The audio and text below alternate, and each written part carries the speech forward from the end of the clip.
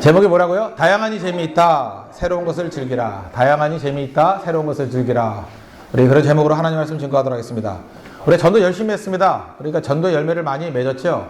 그 전도 열매를 맺은 것들을 이렇게 조직하고 엮어내야 되는 게 필요하지 않습니까? 구슬이 서말이라도 꿰어야 보배라고. 그래서 전도 열매들이 모여서 조직화된 것을 교회라고 얘기를 한다는 것입니다.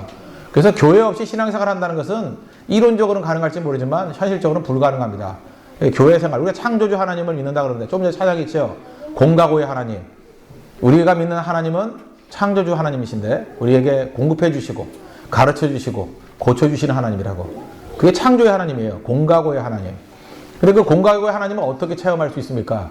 교회에서 함께 신앙생활하면서 공급하시고 가르치시고 고쳐 주시는 하나님을 체험하는 거지 홀로 체험할 수 있는 게 절대로 아니라는 것입니다. 그래서 교회가 중요한 것은 건강한 교회가 되어서 이러한 역할을 잘 감당해야 된다는 것입니다. 우리는 뭐 내용이 중요하다, 뭐 형식주의, 형식적인 일에서 문제가 있다 이렇게 얘기를 하는데 물론 맞죠. 내용이 중요한 거지만 형식이 없으면 되겠습니까? 물이 있는데 물이 내용이라고 그러면 그릇 없이 어떻게 물을 마셔요? 물론 그럴 수 있죠. 뿌리면 되죠. 이렇게 쭉쭉 뿌리면.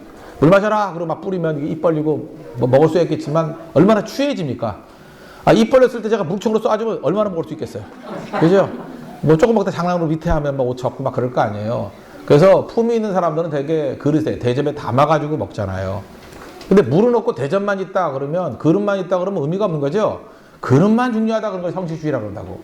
그러니까 형식이 필요 없는 게 아니죠. 형식이라는 그릇을 통해서 우리가 생수를 마실 수 있기 때문에. 그래서 뭐 교회가 더럽다, 교회가 뭐 없어져야 된다, 뭐 이렇게 말하는 사람은 뭐 그렇게 말하는 심정은 이해해요. 왜 그릇이 이렇게 더러워졌느냐? 그릇만 있어서 뭐 하느냐? 내용이 있어야지. 이게 맞습니다. 그러나 내용만 따로 존재할 수 있는 것은 현실적인 게 아니라는 거예요. 그래서 교회라는 것이 반드시 필요하다는 것입니다.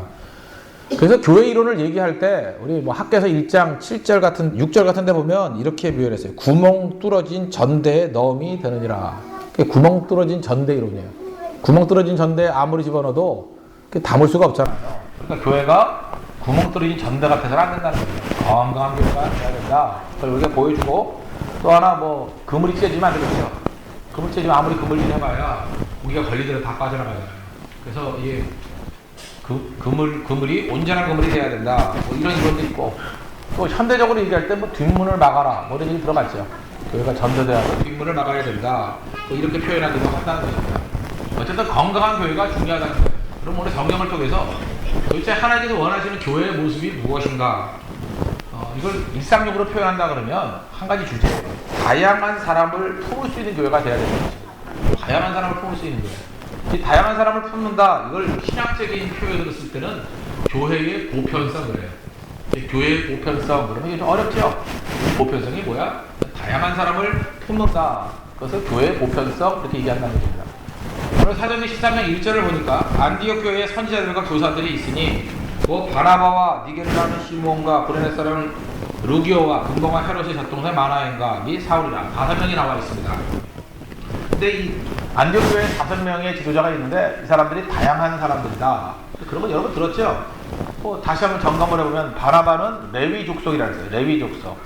거기다가 나이는 제일 많이 들었던 것 같고 돈이 되게 많은가 봐요. 그래서 예루살렘 교회에서 무슨 일할 때 바나바가 뭐 집 한 채 팔았는가 봐요. 그거 막 헌금하고 그랬어요. 이게 얼마나 큰 돈이었는지 그 돈 가지고 교회가 한동안 생활을 할 정도로. 그러니까 부자도 무조건 나쁜 거 아니죠. 이런 부자 쓸만해요. 그죠? 뭐 별 말도 없고.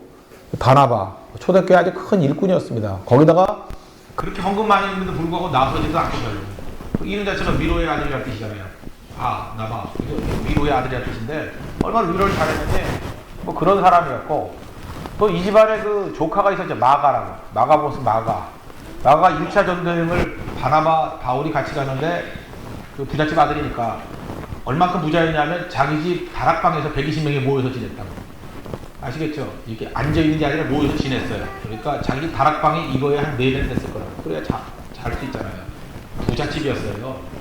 너무 힘드니까 나 집에 간다. 그리고 집에 갔는데 2차 전도여행 데려가자 그러니까 바울은 원래 강경한 사람 아니니까 저런 놈은 싹수가 노래서 안 된다고 해서 안 데려가고. 바나바는 한 번 기회를 더 줘야지. 세컨 찬스를 줘야지. 그래서 싸우다가 2개의 팀으로 나눠진 거 아시죠? 그래서 바울은 실라를 데려가고 나중에는 그 어디죠? 루스드라 출신의 디모데를 데려가고, 그죠? 디모데를 데려가고, 바나바는, 마가를 데리고 선교팀을 떠났다. 뭐 이런 얘기가 나오잖아요. 그래서 1차 전쟁이 주역이고. 그러다 보니까 이 집은 바나바도 부자지만 마가도 부자인 걸 보면은 그 집안 자체가 부자예요. 뭐 그런 집안이 있잖아요. 이렇게 돈이 따르는 집안, 아니면 뭐 유산이 많았는지 모르겠어요. 하여튼 뭐 그런 괜찮은 사람이었어요. 이 바나바. 영적으로나 물질적으로나 뭐 전반적으로 볼 때 사회 지도층이 될 만한 사람이 바나바. 이거 우리가 성경에서 알 수 있는 내용들입니다. 그 다음에 나오는 사람이 니게르라 하는 시몬인데, 니게르라는 단어가 이게 검다란 뜻이에요. 이 니게르라는 단어에서 니그로가 나오고요. 니게르라는 말이 그냥 이렇게 발음 그대로 한 거예요. 영어식 발음이 어떻게 돼요? 니걸. 어디 가서 니걸 그랬다가 맞아 죽죠? 예. 아십니까? 뭐 옛날에 6.25 때 그랬다잖아요. 이모자 니거 그랬다가 맞아 죽었다잖아요. 그 흑인이라는 뜻이거든요. 흑인. 이 흑인들이 제일 듣기 싫어하는 표현이에요. 제일 듣기 싫어하는 표현. 그래서 이 니게르, 이게 아마도 아프리카 출신의 아마 흑인이 아니었을까. 당시에도 로마 시대 당시에도 흑인들은 거의가 노예였습니다. 그러니까 노예였을 것이다. 노예 출신이었을 것이다. 이렇게 추정을 합니다.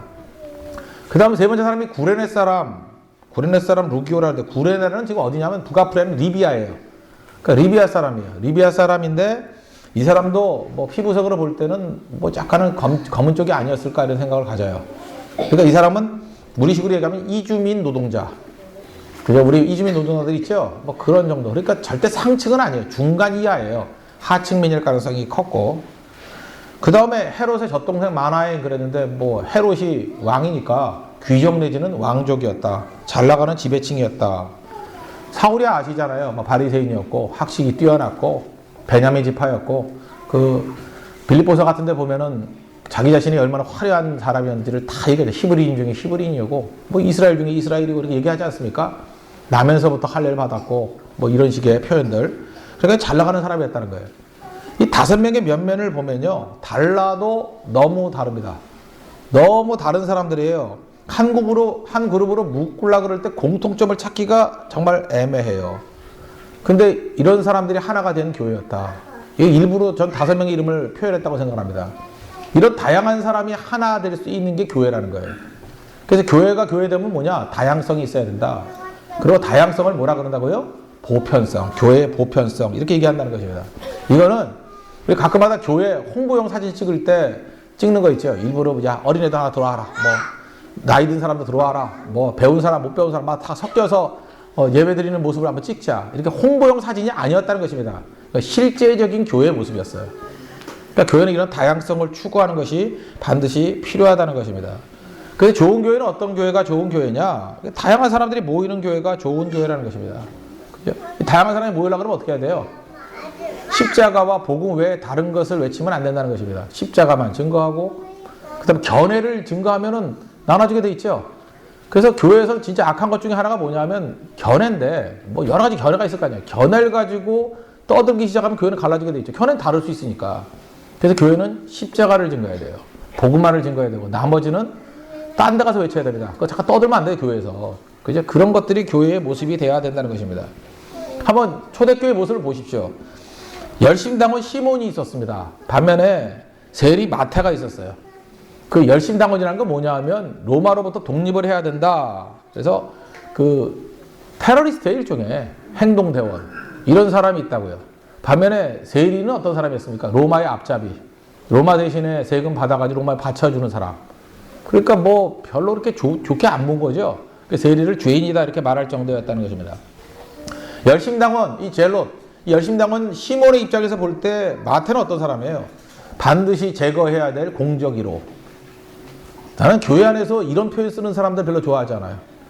신앙인이라 그러면서 뭐 저런 우리 민족의 공적 1호, 뭐 사회의 암적 존재, 말 함부로 하는 거 아니에요. 초대교회에 그런 사람이 있었지만 그렇게 함부로 말하지 않았어요. 믿고 온다 그러면 그거는 조금 참아야 돼요. 하나님 입장에서. 그리고 형제들에 대해서 너무 쉽게 공격해요. 너무 쉽게 단정 내리고. 그런 판단을 하나님이 내릴지 안 내릴지 어떻게 알아요? 그렇잖아요. 그런 식으로 말해가지고 죄인이기 때문에 교회 못 온다고 얘기하면 지는 아닌가? 안 그래요? 자기는 그렇게 함부로 말하는 죄를 짓고 있잖아, 지금. 형제를 가르는 죄를 짓고 있잖아요. 그래서 제가 볼 때 교회가 하나 되기 위해서 제일 중요한 것은 어떻게 단정 짓는 거, 표현하는 거, 이거 굉장히 조심해야 된다고 생각합니다. 분명히 세리마태를 향해서 반드시 제거해야 될 공적 1호 이렇게 말할 수 있었어요. 그러나 열심당원 시몬은 그걸 참은 거예요. 그래서 교인이 된 거죠. 반면에 세리마태는 뭐 할 말이 없겠어요? 대세도 읽지 못하는 철부지 급진주의자 이렇게 말할 수 있죠. 저 정신 나간 놈 저런다고 되냐? 그죠? 저거 저러다가 나라 진짜 망하고 정말 나라를 갖다가 분열되게 만드는 거야. 그럴 수도 있죠. 실제 그 견해도 맞는 얘기였잖아요. 디도 장군이 70년에 그 예루살렘 완전히 초토화시켜 버렸잖아요. 그런 걸 보면은 이 세리마태가 갖고 있는 시각도 사실은 뭐 틀린 거라고 말할 수는 없는 그런 시각이 될 수 있다는 것입니다. 그런데 서로 참은 거예요. 말하지 않고. 또 하나 시몬 베드로는 빈민이었습니다. 가난한 사람이었고 뭐 어부니까. 그리고 거부였던 요셉이 있었고요. 근데 그 서로에 대해서 공격 안 하잖아요. 하나됨을 이루었고. 또 당시 이스라엘의 상황에서 볼 때는 그 마리아 막달라 마리아 이 사람은 뭐 창기 출신이었다 그러니까 지금도 뭐 그건 용납할 수 없는 그 죄인 중에 죄인이라 그러지 않습니까? 그거에 대해서 정죄하지 않았잖아요. 교회가 받아들여줬어요. 그렇죠? 거기다가 고귀한 사내들인 그러니까 뭐 국회의원 출신인 뭐 니고데모 이런 사람도 있었고 그러니까 교회가 다양한 사람들이 모여 있다는 것입니다. 그러기 위해서 필요한 게 뭐예요? 정죄하지 않는 분위기. 그래서 우리 교회 안에서 쳐다보면서 왜 저런 사람이 교회 들어왔나 이런 말 하는 거 잘못이에요. 무조건 어떤 사람이 다 들어올 수 있어요. 그죠? 뭐 사형수 될 만한 사람들도 올 수 있는 거고요. 우리가 보통 말할 때 자타가 오기는 저거는 정말 불의한 사람이야. 그런 사람도 올 수 있는 거고 교회는 다양한 사람들이 모여서 십자가 앞에 하나가 되는 거 그게 교회라는 것입니다. 그래서 성도들이 모였을 때 우리 예배 때 제일 먼저 외우는 게 뭐예요? 사도신경. 사도신경에서 우리가 뭐라 해요? 거룩한 공예와. 그죠? 거룩한 공예와. 그게 무슨 뜻인지 알아요? 거룩한 공예와. 그 라틴어로는 에클레시암 카톨리캄. 여기서 카톨릭이라는 단어가 난 거예요. 에클레시암 교회라는 뜻이죠. 교회의 카톨릭함. 교회의 카톨릭함을 믿는다는 거예요. 교회의 보편성을 믿는다는 거예요. 이게 직역하면 교회의 보편성이에요. 에클레시아가 교회거든요. 그 다음에 카톨릭함. 이게 보편성이라는 거예요. 카톨릭이라는 뜻이 보편적이라는 거예요. 이걸 번역을 뭐라고 했냐면 거룩한 공회. 왜 이 카톨릭이라고 번역하면 그 로만 카톨릭하고 착각을 할까봐 그냥 공회 그랬다. 공회. 그러니까 이 Holy Catholic이라는 뜻이 뭐냐면 영어로 하면 Holy Catholic인데 이 뜻이 뭐냐면 교회의 보편성을 믿습니다. 그럼 교회의 보편성을 믿는다는 게 뭐예요? 우리는 다양한 출신, 다양한 곳에 온 사람이 할지라도 이것이 교회로서 하나됨을 믿습니다. 그 고백이에요. 또 다른 말로 하면 어떠한 자타가 공인하는 죄인이 온다 할지라도 나는 정죄하지 않겠습니다. 그걸 고백으로 하는 거예요. 사도신경에 고백이 있는 사람은 떠들면 안 됩니다. 누가 오더라도 다 받아줘야 돼요. 아시겠죠? 이 고백이 이 고백. 근데 실제로 사도신경 고백하면서 내용도 모르고 뭐 저런 사람이 왜 교회 왔냐 그러고 압력을 가해서 쫓아내려고 그러고 뭐 이건 아니라 그러고 그럼 그때부터 교회는 깨지기 시작한다는 것입니다. 우리 인간이 인지상정이죠. 나와 같은 사람을 찾습니다. 나와 같은 수준의 사람, 같은 직업의 사람, 같은 생각을 가진 사람, 심지어 같은 얼굴 가진 사람. 그죠? 피부색 같은 사람들. 같은 사람끼리 모이잖아요. 같은 사람끼리 모인다는 건 무슨 얘기입니까? 곧 다른 사람을 배척한다는 얘기 아니에요. 그래서 교회는 언제나 시간이 지나면요 비슷한 사람, 유유상종하게 되어 있습니다. 그때마다 그거를 개혁하는 건 딴 게 아니에요. 그걸 깨버리는 거예요. 너무 비슷한 사람이 모였어. 아니다. 다른 사람 모아야지. 그래서 교회가 기성화되면요. 나이 들면 교회 모든 결정을 누가 해요? 나이 든 사람이에요. 대개 50 넘은 사람들. 오래된 교회는 60 넘은 사람이 다 결정을 해요. 그럼 교회 결정은 어떻게 되죠? 그 60 넘은 사람, 50 넘은 사람들이 편안한 구조를 만들어요. 자기들이 편안한 구조. 그래 놓으면 이제 그런 사람만 모여요. 그럼 교회가 이제 늙었다 그러는 거죠. 젊은 사람 죽어도 안 가고. 그 병든 거예요. 병든 교회예요. 딱 가서 보면 알아요. 이건 뭐 그냥 지역적인 상황 때문에 그런 게 아니라 분명히 여러 사람들이 모여 있는 지역에 있는데도 불구하고 특수한 연령대만 모여 있어. 그건 병든 교회예요, 그거. 반대도 마찬가지예요. 젊은 사람들이 맨날 모여서 난 늙은 사람도 싫어. 우리 젊은이 교회를 만들어야 돼. 젊은이. 그게 무슨 교회야? Holy Catholic. 거룩한 공예 아니에요, 그건. 그죠? 젊은이들이 자기들이 좋겠죠. 자기들의 문화. 그래서 제일 나쁜 게 교회에서 코드를 추구하는 거예요. 코드. 우리 교회 코드는 뭐야? 코드가 어디 있어? 우리 코드는 십자가밖에 없어요. 딴 거 갖고 코드 얘기하지 말라고. 다양해야 돼요. 지금 이것도 일종의 메시지인 거 아시죠? 이 조용한 아이들. 그죠? 이 조용한 아이들. 그 다음에 연세 드신 분들 다 섞여 있잖아요. 그죠? 다 섞여 있고, 그래서 제일 중요한 건 뭐냐면, 나이 든 사람은 젊은이들을 배려해서 결정을 내려야 되고, 젊은이들은 어른들을 배려해서 결정을 내리고, 그게 교회예요. 자기를 주장하지 않는 거. 그게 교회라고, 교회. 그래서 우리 모든 교회들이, 우리 하나님의 교회가 이 거룩한 공예에 대한 고백이 있어야 된다고 생각합니다. 우리는 거룩한 공예입니다. 그죠? 거룩한 Holy Catholic, Ecclesiam Catholicam, Ecclesiam Catholicam, 교회의 보편성을 믿습니다. Ecclesiam Catholicam, 교회의 보편성을 믿습니다. 이게 중요한 사도신경의 고백이에요. 이거를 고백하지 않는다 그러는 건 교회를 특수하게 만든다는 거예요.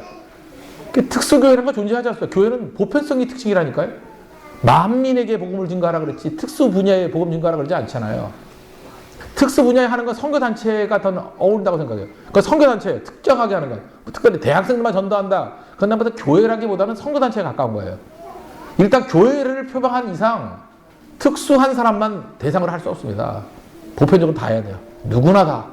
그냥 배우고 못 배우고 어른이고 어린이고 다 접근해야 하는 그런 모습이 있어야 된다는 것입니다. 그게 제일 중요한 거죠. 그건 적용 메시지입니다. 이런 보편적 교회를 추구하기 위해서 해야 될 일이 뭐냐? 적용이에요. 첫 번째 적용은 잠깐만 새로운 것을 즐기는 것이 우리 문화가 돼야 된다는 것입니다. 옛 것을 좋아하는 것도 있지만 잠깐 새로운 걸 좋아해요. 새로운 것을 즐기십시오. 저는 고성에 처음 왔거든요. 사실 지나만 가봤지 고성에 처음 왔는데 고성이 너무 좋아요. 고성이 너무 좋아요. 옛날에 공룡발전만인 줄 알았더니 오늘 또 목사님하고 또 이렇게 갔었어요. 여러분들 마지막 날 뭐 어디 갈 데 없나 해서 갔었는데 삼천포, 나는 삼천포 빠진다 그래서 진짜 처음 빠져봤어. 삼천포를 딱 가는 순간에 느꼈던 게 통영하고 좀 비슷한 것 같더라고. 이 고성은 조금 약간 좀 중후한 것 같고 삼천포는 상당한 그 소비 도시인 것 같았어요. 느낌이. 그 여기 브랜드 있는 것들과 거기에 그 전문 자전거 샵이 있더라고. 그 전문 자전거 샵이 있을 정도면은 수요가 있다는 얘기거든요. 삼천포는 내 느낌에 고성보단 돈이 많은 데야. 왜냐면 그거 자전거 적어도 200~300만 원짜리 살 수 있고 그걸 수리할 수 있을 정도면 소비가 되는 거거든요. 그 샵이 운영이 되는 거지. 몇 군데 딱 보니까 삼천포는 소비도시구나 이런 느낌을 받았어요. 더 넘어가니까 그 다도해 쪽에 다리를 쭉 연결시켜 놨더라고. 남해까지 갔어요. 남해 그 섬까지 갔었는데 거기에 무슨 뭐 횟집도 있고 우리 관광 코스 가면 되게 좋겠더라고. 정말 아름다워요. 야 이렇게 아름다운 데가 다 있나? 제가 느낌에 시드니보다 훨씬 아름다워. 그러니까 괜히 과장 아니에요. 시드니 그 코스트가 예쁘다는데 아니에요. 여기 더 예쁜 것 같아. 더 멋있어. 더 멋있고 일단 뭐 파괴도 안 된 것 같고. 그 다음에 방송에 나와가지고 독일 마을 있죠. 예, 독일 마을 가가지고 차도 마시고 왔어요. 독일 마을 그 카페 이름 가르쳐 줄까요? 그 카페니 크란치러 카페. 크란치러 카페 가가지고 소세지도 썰어 먹고 뭐 이러고 왔어요.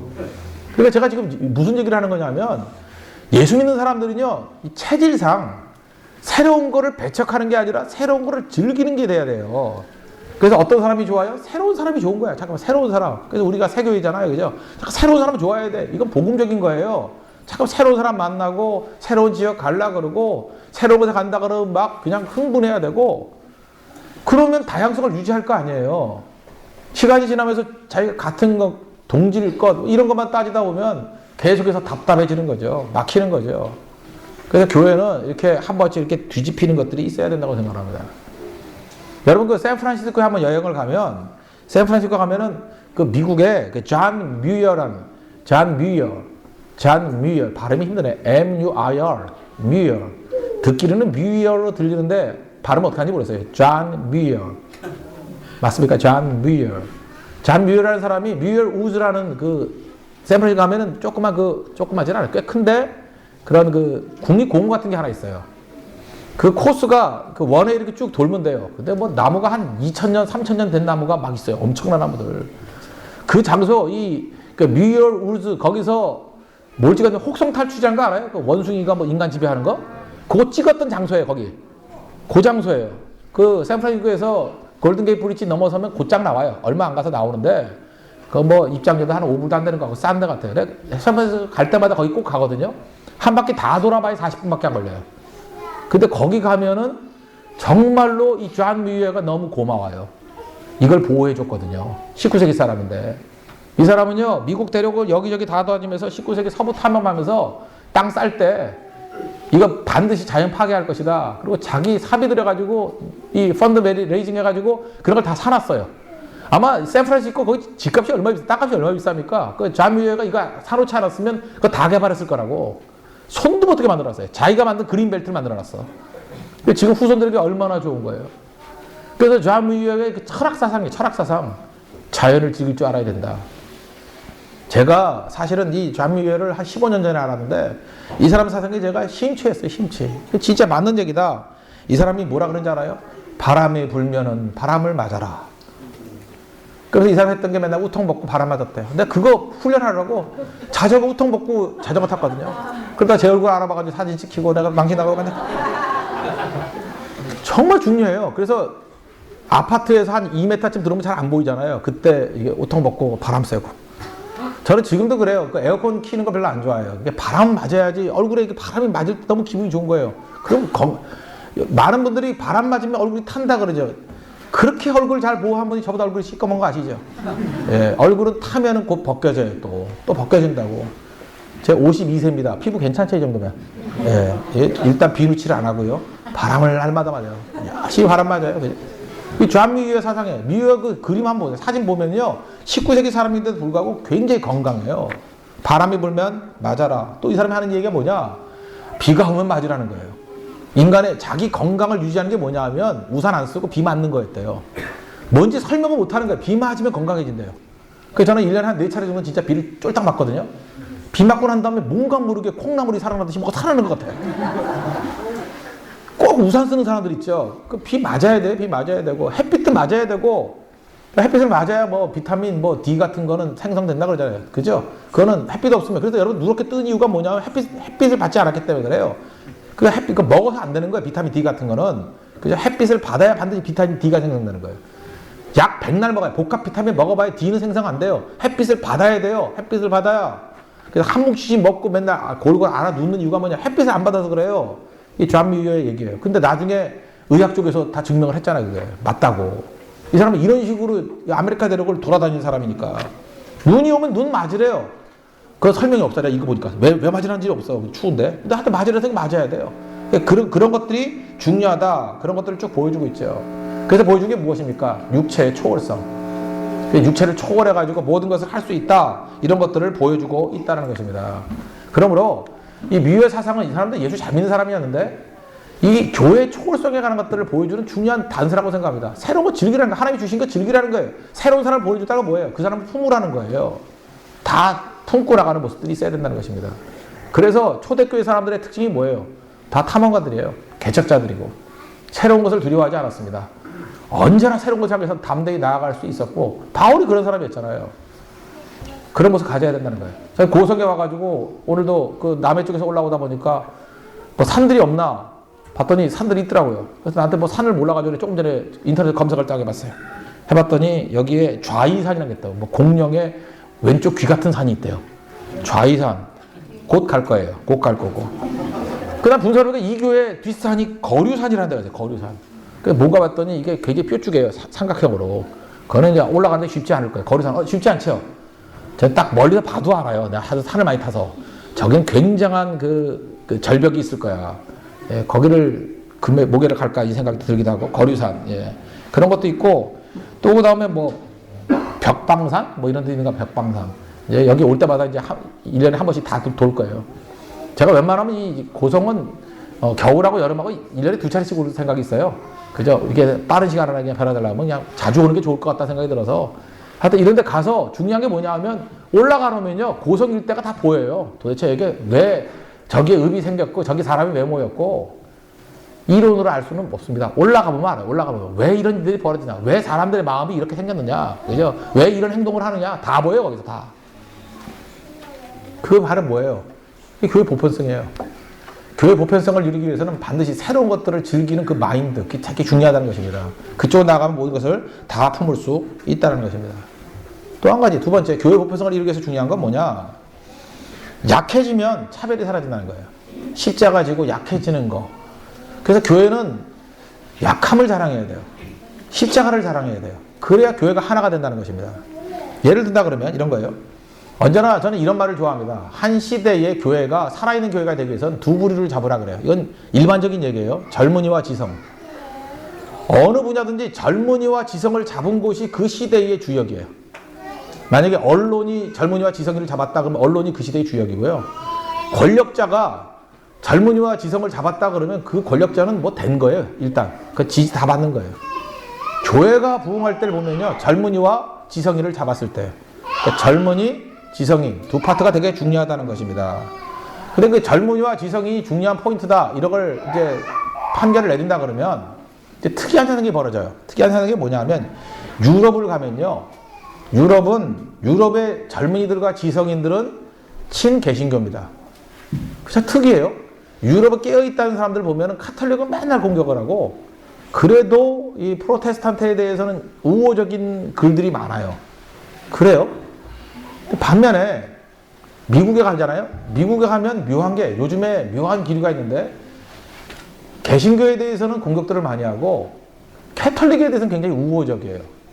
그래서 이게 왜 이런 일이 벌어졌을까 한번 곰곰이 생각해 보니까, 유럽의 주류는 캐톨릭이에요. 로만 캐톨릭. 그죠? 모든 기득권을 다 쥐고 있어요.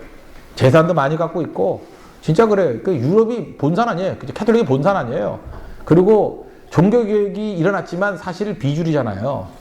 그러다 보니까 유럽에 있는 개신교들은 언제나 소수였어요. 언제나 소수였기 때문에 항상 개혁하고 깨끗하다 그러고, 가난한 사람들, 소외된 사람들을 대변하는 그런 일들을 많이 했다고요. 그러다 보니까 그 지식인이나 젊은이들이 친개신교적인 성향을 보이는 것 같아요. 근데 미국은 나라를 누가 만들었어요? 청교도들이 만들었잖아요. 그죠? 개신교들이 만든 나라예요. 그래서 모든 주도권을 다 주고 있어요. 지금 오바마 대통령이 미국의 44대 대통령인 거 아시죠? 우리하고 달라요. 그냥 거기는 대통령 바뀔 때마다 일대를 치니까 44명의 대통령이 있었다고 그럼 생각하면 돼요. 그죠? 44명의 대통령이 있었는데, 미국 대통령 가운데 와스프라고 그러죠. WASP, 와스프. W는 white, 백인이고, AS는 앵글로색슨 계통이고, 그 다음에 P는 프로테스탄트. 백인이면서 개신교를 믿고, 그 다음에 또 앵글로색슨이라는 그런 그 혈통을 가지고 있는 사람만이 대통령이 됐어요. 그리고 그런 사람만이 거의 미국의 주류가 있다. 와스프라고 그러잖아요. 와스프. 예외적인 사람이 다 둘이었어요. 한 사람은 케네디. 존 F 케네디는 캐톨릭이었어요. 또 한 사람 예외가 오바마예요. 흑인이에요. 앵글로색슨 아니잖아요. 앵글로색슨이에요? 아무리 봐도 아니에요. 아무리 봐도 거기에 그저 뭐 케냐인가 피가 흐르잖아요. 그죠? 아니죠. 두 사람 빼놓고 42명이 와스프였어요. 미국의 주류는 개신교입니다. 개신교라고요. 그러다 보니까 모든 기득권을 다 가지고 있는 거예요, 거기서. 그 텍사스 같은 데 가보십시오. 거기 석유 재벌들 보면 다 개신교인들이에요. 거기 뭐 바이블 벨트라고 해서 예수 되게 잘 믿는 것 같이 보여요. 근데 기득권 세력이에요. 그러니까 미국에 이민 오고 가난하고 힘든 사람들을 대변하는 게 누구냐? 오히려 캐톨릭이에요. 그래서 이런 얘기가 있습니다. 한국 캐톨릭은 사실 전 세계에 놓고 볼 때는 주류는 아니에요. 소수고. 이런 말이 있어요. 미국의 캐톨릭이 로마를 살렸다고. 바티칸을 살렸다고. 이유가 무엇입니까? 소외된 사람, 어려운 사람들을 대변하는. 그러다 보니까 항상 깨어있는 것이 된 거죠. 그래서 미국 캐톨릭이 굉장한 자양분을 주게 된 거라고요. 여기서 알 수 있는 것이 무엇입니까? 교회가 약자가 될 때, 약자를 품을 때, 스스로가 약해졌을 때 오히려 더 강해졌어요. 보편성을 유지하게 되더라고요. 다 품게 된다고요. 오히려 부자 되고 많이 배우고 이러면 될 것 같죠? 아니에요. 묘한 게, 여기도 지금 보면 그래. 우리 이 고성, 여기 이 소가야 교회에서 이렇게 바닥에서 이렇게 깔고 이렇게 생활하잖아요? 이거 내가 볼 때 지방에서 올라와서 자취하는 애들 살만해. 뭐 집에서도 이렇게 사는데 뭐 이러고 별 차이 없죠? 안 그래요? 근데 이 안에도 사실 큰 부자가 계십니다. 근데 말은 안 하지만 굉장히 고통스러워 할 거예요. 왜냐하면 삶의 수준이 너무 다르니까. 그렇죠? 어렵다고요. 화장실도 어렵고 다 어려워요. 프라이버시도 보장이 안 되고. 그러다 보면 자기도 모르게 편한 사람끼리 모이게 돼 있다고요. 그저 교회에서 이렇게 쉐어링을 한다 그러는데, 아, 요즘에 고민이 많아요. 잠깐 자동차가 고장이 나네요. 요즘에 BMW가 안 좋은 것 같아요. 이렇게 얘기를 한다고. 그죠? 아, 요즘에 연비가 안 좋은 것 같아요. 뭐 이러면서 뭐 얘기를 하는데, 뭐 벤츠가 뭐 어쩌고 이러면 상처 입죠. 그렇잖아요. 그래서 자기는 별 생각 없이 하는 거예요. 난 악이라고 생각하지 않아요. 근데 가난한 사람들이 볼 때 좀 뭐 하는 짓이야? 그러다고 잠깐만 이렇게 공격을 당하거나 이렇게 충돌이 일어나면, 아이, 그냥 비슷한 수준끼리 모여서 얘기하는 게 좋아. 이렇게 돼버린다고요. 그럼 뭐가 깨져요? Holy Catholic. 교회 보편성이 깨져버린다. 그래서 교회가 묘한 게 뭐냐면요. 이게 부자가 돼가고 기득권을 갖게 되고 더 힘을 갖게 되면 될수록 강해질 것 같지만 우리 약해져요. 그거 참 이상하죠?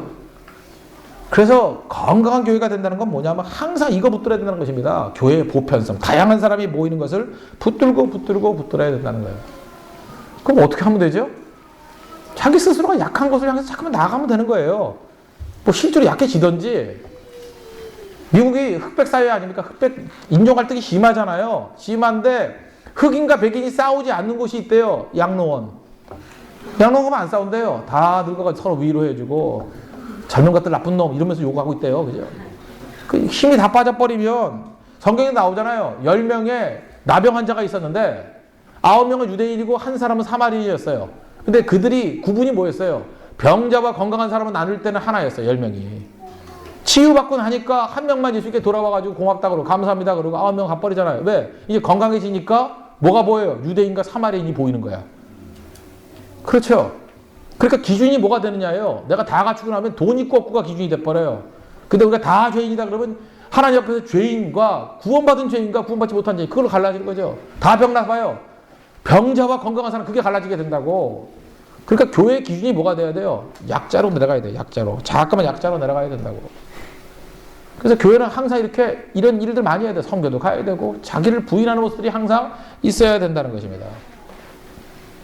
교회가 썩었다 그러죠. 뭐 썩었다 그러는데 뭐 어차피 교회가 썩은 게 아니라 인간이 썩은 거예요. 안 썩은 인간 있어요? 이렇게 예쁘장하게 보여도 썩었죠. 썩었죠. 썩었잖아. 썩었잖아. 그죠? 뭐 얼마나 썩었어? 그 루이스 팔라우라는 목사님이 있어요. 그분이 표현했던 말, 저는 그 흙의 비유, 이게 참 멋지다고 생각합니다. 그러니까 교회는 거름 같대요. 거름. 거름이라는 게 뭐예요? 우리 분비물, 퇴비. 그러니까 우리 뭐 똥오줌 그런 거 아니에요? 그거 다 모아놓으면 냄새 나죠. 모아놓으면 냄새 나죠. 그게 거름이잖아요. 거름. 모아놓으면 악취가 풍긴대요. 쓸모 없대요. 더러워 다 피한대요. 그래서 교회는 거름 덩어리가 되면 안 된다는 거예요. 근데 이거를 갖다가 흙이 있는 데다 만방에 다 뿌리면 거름 되잖아요. 거름. 땅을 비옥하게 만들잖아요. 그래 우리 썩었어요. 다 썩었다고. 우리 썩은 거름 같아요. 분비물 같다고. 인정하자고요. 썩었지 뭐 인간이 안 썩었어요? 썩어서 세상을 풍요하게 만드는 방법은 뭐예요? 모여있으면 냄새만 나요. 흩어지면 돼요. 다 흩어지면 돼요. 우리도 개척교회인데 무지하게 개성들이 강한 사람만 모였어요. 왜? 개척교회는 원래 개성이 강하니까 모이지. 험난하니까. 그러니까 장군들만 다 모여있어. 자기를 주장하는 사람만. 교회 모여있을 때 서로 신경전 벌이고 네가 앞섰니 내가 앞섰니 이러는 쪼다 같은 행동만 하다가 이렇게 9개 교회를 확 흩어버리니까 다들 천사가 돼 있어. 이 걸음 이론이 딱 맞는 거예요. 천사가 돼 있더라니까. 거기 가서 죽고 거기 가서 썩으니까. 아 모일 땐 냄새 나는데 흩어지니까 냄새가 안 나요. 그러니까 교회는 해야 될 일이 뭐예요? 자꾸만 흩어버리는 거예요. 교회 헌금이 모였을 때 돈을 한 군데 다 모아놔봐요. 그러면 그 교회 그게 썩어요. 돈이 썩어. 그거 어떻게 하면 돼요? 그 여러 군데 성교비로 나누면 돼요. 나누면 되고 세워주면 되고 그러면 그게 거름이 돼요. 그래 썩었다고 얘기해줘요. 썩었어요. 썩었으니까 나눈다고. 거름 되자고 거름. 모여서 썩지 말고. 그러니까 교회가 할 일은 뭐예요? 자꾸만 흩어지는 거. 자꾸만 흩어지는 거. 여러분 잠깐 모으려고 그러지 마십시오. 이게 모이면은 언제나 썩게 돼 있어요. 조금 모여봐요. 뭐 교제해서 좋을 것 같지요. 곧 분열이라. 그걸 분열이라 그래요. 분열이 아니라 거름돼야죠. 세상을 향해서 풍요롭게 만드는 그런 모습이 있어야 된다는 것입니다. 안디옥 교회 왜 썩지 않았어요? 먼저 예루살렘 교회가 썩지는 않았지만 핍박을 해서 흩어졌죠. 그래서 거름돼 버렸죠. 안디옥 교회는 핍박으로 흩어진 게 아니라 알아서 흩어졌어요. 5명의 지도자가 있었는데 1번 나이로 1번 바나바, 나이로 꼴찌 사울 두 사람 제일 인물이죠. 인물 두 사람을 뽑아가지고 선교사로 내버렸어요. 거름으로 내버렸어요. 그래 교회가 얼마나 건강해져요. 여기서 알 수 있는 게 뭐예요? 5명 중에 3사람은 악세사리가 아니었다는 걸 알 수 있죠. 그렇죠. 여기서 말하는 뭐 그 리비아 사람 악세사리 아니었어요. 니게를 하는 시몬 이거 악세사리 아니었어요. 마나임 이거 괜히 그 왕족이나 그 귀족으로 하나 슬쩍 갖다 끼워 넣는 악세사리 아니었어요. 그 나머지 3사람 가지고도 안디옥 교회는 여전히 지도력을 발휘할 수 있는 건강한 교회였다는 거예요. 나누는 거예요. 교회가 홀리 캐서릭 보편성을 유지하기 위해서 이런 일들을 날마다 해야 된다는 것입니다. 그래서 교회 마찬가지예요. 좋은 인재 있으면 필요하다 그러면 보내야 돼요. 뭐 맨날 끼고 있으면 뭐 할 거예요. 그냥 훌륭하다 그러면 아무리 봐도 외형적으로 볼 때 뭐 캄보디아산 같이 보인다 그러면 가야 돼. 가라고 거기서 섬기라 그러고. 저 그렇게 생각해요. 여기 고성에 왔는데 난 이런 사람도 있었으면 좋겠어요. 우리 홍대세계 성도 가운데 이 고성 가봤더니 내가 사명이 좀 보이네요. 내려와 여기 내려와. 여기서 뭐 학원을 하든지 뭘 해봐요 여기서. 맨날 뭐 여자 없다고 그러는데 여기 와서 결혼해요. 남자 없다고 여기 와서 결혼하라고. 그렇잖아요. 뭐 다음에 독일 마을만 만들지 말고 여러분의 마을을 만들어요 하나. 뭐 다 하면 되는 거 아니에요. 그런 사람에 대해서 우리가 후원해주고 밀어줄 수도 있어야 돼. 인적 교류만큼 중요한 게 있어요. 사람이 가면요 역사가 나타나요. 그게 보편성이에요. 보편성. 그러면 금방 보편적이 돼버려요. 제가 볼 때 이 소가야 지역, 이 지역이 내가 얼핏 들어보니까 교회가 잘 안 될 지역이에요. 집성촌이 있대요. 같은 성끼리 모여있다는 거 아니에요. 그죠? 뭐 무슨 성이 모였습니까? 네? 네? 수원 백시. 백시, 또? 창원 항시. 황시요? 창원 항시. 황시? 한시? 황. 황 들어도 무시무시해. 여러 황들 무시무시해. 여러 최. 무시무시. 그죠? 근데 그러니까 뭐 집성촌이 나쁘다는 얘기고 좋다는 얘기가 아니라 교회의 보편성에 있어서 사실 이게 힘들어질 수도 있는 거라고요. 그럼 어떻게 하면 돼요? 섞여야죠, 자꾸만. 잠깐 교류해야 돼요. 문을 열어야 돼요. 그래야 교회의 보편성을 가지고 승리할 수 있다는 것입니다. 그러므로 너무 동지 집단이 모여있다 그러면 위험한 겁니다. 나눠야 됩니다. 그죠? 합쳐야 돼요. 그래서 거름같이 나눠질 때 그게 진정한 교회 모습이 될 수 있다는 것입니다. 그 세 번째 적용사항은 뭐냐 하면 자꾸만 젊은이들을 세워야 된다는 것입니다. 젊은이들. 한 살이라도 젊은이들. 그럼 어떻게 할 수 있느냐 하면 뭐 예를 들어서 그 사도행전 5장에 보면은 우리가 별로 그렇게 기분 좋은 사건이 아니기 때문에 설교도 많이 안 하고 그냥 슬쩍 넘어갈 때가 많아요. 아나니아 삽비라가 죽는 사건. 그거 뭐 그렇게 은혜스러워서 줄 긋고 있는 사람 별로 없죠. 그리고 여러분들 약간은 좀 캥기잖아요. 뭐 헌금 때 먹으면 죽는다 뭐 이런 식으로. 그거 안 들어요? 그래서 가끔마다 이거 설교하면 또 저 목사가 또 헌금 뜯어내려고 또 저 설교하는구나 뭐 이렇게 할 수도 있고. 그런데 이건 뭐 주 내용은 생략해버리고 거기 보면요 사이드 메시지를 하나 준다 그러면 하여튼 아나니아와 삽비라 이 부부가 땅 팔아가지고 하나님께 다 헌금한다 그러고 중간에 얼마를 숨겨놨어요. 그러니까 아나니아 삽비라가 성령을 속였다 그러죠. 하나님을 속였다. 그게 무슨 얘기냐면 실리와 명물을 다 얻겠다라고 하는 거예요. 꼭 먹고 알 먹고. 이게 하나님 앞에서 악한 거다. 그럼 지금도 그런 사람이 없겠어요? 있지요. 있지만 만약에 그런 사람을 아나니아 삽비라 같이 죽였다 그러면 지금 살아남을 사람이 있어요. 우리 교인들의 한 10% 빼놓고 다 죽었을걸? 이제 그렇게 될 건데 초대교회의 순수성을 위해서 이렇게 했다. 뭐 그 정도로 하고 넘어갑시다. 어쨌든 이게 지금 오늘 주 메시지는 아니니까. 근데 이 메시지에서 사이드 메시지가 뭐냐 하면 장사를 지낼 때, 장례식을 치를 때 누가 장례식을 치렀냐 하는 문제예요. 아나니아가 먼저 죽었습니다. 그리고 두 번째 부인 삽비라가 죽었어요. 누가 장례를 치렀냐? 교회가 그래요. 우리도 최근에 이제 장례식을 몇 번 치러보니까 장례식들은 주로 나이 드신 분들이 옵니다. 왜냐하면 나이 드신 분들이 자주 돌아가시니까 뭐 친구일 수 있고 또래일 수 있고 또 젊은이들은 죽는다는 생각을 별로 안 해요. 그죠? 안 죽을 것 같아요.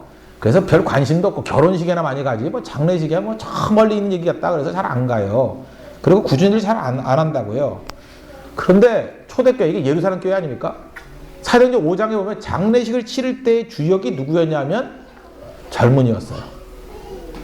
되게 중요하다고요. 사도행전 한 5장을 찾아보세요. 앞에 5장 5절과 6절 한번 보겠습니다. 제가 읽겠습니다. 5장 5절과 6절.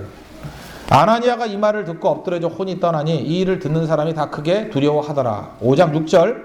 젊은 사람들이 일어나 그 시신을 싸서 메고 나가 장사하니라. 누가 장사를 치렀어요? 젊은 사람들. 더 영. 젊은 사람들. 더 영. 젊은 사람들. 이걸 뭐 굳이 뭐 헬라어로 표현 안 하겠습니다. 젊은 사람들. 더 영. 젊은 사람이 갔다는 거예요. 그리고 3시간 있다가 와이프가 왔어요. 삽비라가 왔어요. 근데 베드로가 그러죠. 그 땅 판 것이 이것뿐이냐? 한 번 더 확인했어요. 그랬더니 예 이것뿐입니다. 그랬더니 어찌하여 네가 하나님 속였느냐? 네 남편 장사하고 오는 소리 들리냐? 너도 죽는다. 그랬더니 그 앞에서 쓰러져가지고 죽었습니다. 또 내가 갔는데 장사를 누가 치렀느냐? 5장 10절 보십시오. 곧 그가 베드로의 발 앞에 엎드려져 혼이 떠나는지라 젊은 사람들이 들어와 죽은 것을 보고 메어다가 그의 남편 곁에 장사하니 교회가 두려워 떨었다. 이런 얘기가 나와요. 또 누가 장사했어요? 젊은 사람들. 그런데 이 10절에 나오는 젊은 사람들은 비교급으로 썼어요. 비교급. 원래 여기서 젊다라는 게 네오스. 네오스에서 나온 영어 단어가 뉴예요. 뉴. 아시겠죠? 뉴. 네오스. 네오스에서 네아니아스라는 더 영. 이거는 젊은 사람. 10절에 나온 건 뭐냐면 테로스라 그래가지고 더 much younger. 아시겠어요? 더 젊은 사람. 남편 장사 지낸 사람보다 이제 한번 하고 왔으니까 지쳤잖아요. 하면 힘들잖아요. 그래서 일꾼이 없으니까 그거보다 나이 더 든 사람이 아니라 더 much younger. 더 젊은 사람들이 와가지고 삽비라 장례를 치렀다. 굉장히 중요한 메시지라고 생각합니다. 그래서 이 the much younger 이걸 갖다가 그 헬라어에서는 지소사라는 그 용어가 있어요. 지소사. 더 작다라는 거예요. 예를 들어서 비올라라는 게 있죠. 비올라. 내일 비가 온다고 말고 기자를 타게 그냥. 비올라가 커요? 바이올린이 커요? 비올라가 커요. 비올라의 지소사가 바이올린이에요. 비올라, 바이올린. 그 지소사라고. 그것도 그런 거 있잖아요. 개의 작은 개념이 개새끼가 아니라 강아지. 소의 지소사가 소새끼가 아니라 그건 욕 같잖아요. 송아지. 이제 아시겠죠? 그러니까 무슨 얘기냐? 젊은이들이 갖고 더 영이 갖고 그 다음에 더 much younger 같다는 거예요. 그러니까 이 교회, 초대교회의 일하는 패턴이 뭐예요? 젊은 사람이 일을 하고 고갈이 되면 더 젊은 사람이 또 일어났다는 거예요. 이러면 다양해지겠죠. 그래서 교회가 언제나 건강성을 유지하기 위해서는 날마다 더 젊은 사람이 가야 된다는 거예요. 그래서 우리 교회 주로 일을 할 때 젊은 사람들이 일을 하죠. 그 다음에 좀 모자르니까 우리 중등부, 고등부 학생들이 뛰더라고. 뭐 한별이라든지 고2 되나요? 한별이 은비, 율동도 은비 가고. 그 다음에 또 시온이가 또 율동 찬양 리허설 하고. 그 다음에 성민이, 안성민, 중학교 1학년짜리 애가 걔는 별로 하는 거 없죠. 예, 내가 성민이가 왜 생각났냐면 아직도 제 유머를 영접을 안 하고 계속해서 불쌍하다니 쳐다보고 있는데 곧 영접할 거예요. 예, 그래야 구원받지. 예, 그렇게 하는 애들. 잘 보세요. 지금 우리 생각보다 젊은이들이 일하다가 어디까지 내려왔냐면 고등학생들, 중학생들이 주역으로 뛰어요 지금. 그리고 여러분 보다시피 이렇게 앉아있는 애들 보세요. 물론 한 명은 졸고 있지만 대다수 아이들이 깨어가지고 여러분들이 뭐하고 다 감시하고 있잖아요. 쳐다보세요. 이게 바로 뭐예요? 더 머치 영거. 이 교회라고요. 근데 교회는 떠들지 말고 애들은 나가라. 그게 아니에요. 시간이 가면 갈수록 더 젊은 사람이 헌신하게 나아가는 모습, 그게 필요하다는 것입니다. 그게 교회예요. 교회 대학생 유지하는 거 아시겠죠? 언제나 일이 끝나면 더 연장자가 일하는 게 아니라 언제나 더 어린 사람들 일할 수 있는. 그래서 헌신을 누가 해요? 어린 사람들이랑 헌신하겠습니다. 꾸준히 일 제가 하겠습니다. 그때부터 교회 다양성이 나타나기 시작한다는 것입니다. 그래서 여러분 헌신할 때 한 살이라도 어릴 때 헌신하십시오. 한 살이라도 어릴 때 더 충성하십시오. 그게 홀리 캐톨릭, 교회의 보편성을 이룰 수 있는 첨단의 길이 될 수 있다는 것입니다. 그래서 교회라는 건 무엇이냐? 언제나 바른 교회가 되기 위해서, 썩지 않는 교회가 되기 위해서 필요한 건 뭐냐? 교회의 보편성을 유지해야 된다. 교회의 보편성을 유지하기 위해서는 언제나 새로운 것을 즐기는 마인드, 그게 중요한 것이고, 또 두 번째는 언제나 십자가처럼 약해질 때 하나 돼요. 묘하죠? 장점을 강조하면 경쟁이 벌어지는데 약함을 강조하면 하나됨을 이루어요. 그래서 교회가 하나됨을 이루기 위해서는 자기 약함을 토로해야 돼요. 약합니다. 약할 때 강함 대신에. 그게 교회입니다. 그리고 젊은이들이 더 헌신하는 모습이 될 때 교회의 보편성은 유지할 수 있다는 것입니다. 그런 교회가 되는 축복이 임하기를 바랍니다. 자리에 일어나겠습니다. 우리 약할 때 강함 대신에 찬양하겠습니다.